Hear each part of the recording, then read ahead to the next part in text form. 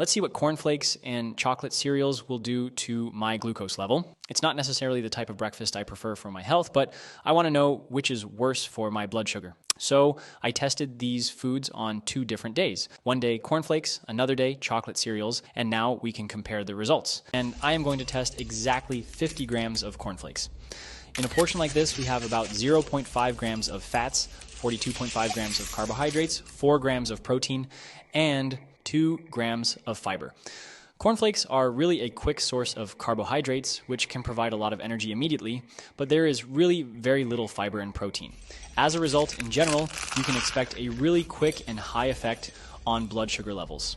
So I am very curious to see if indeed my blood sugar will rise significantly after eating these 50 grams on an empty stomach. So here we see that indeed my blood sugar has significantly increased. That's a spike of about 60, 70, even 75 kilogram per deciliter. That's a lot. So cornflakes are really typical of refined cereals that are rich in carbohydrates and quite low in fiber.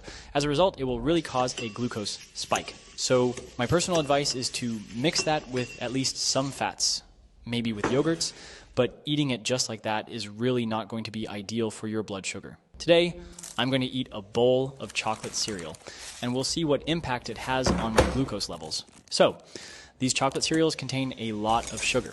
17 grams for a small serving. They provide about 190 calories with 42 grams of carbohydrates, 4 grams of protein, and 3 grams of fat. It's a food often given to children, but it's not necessarily healthy.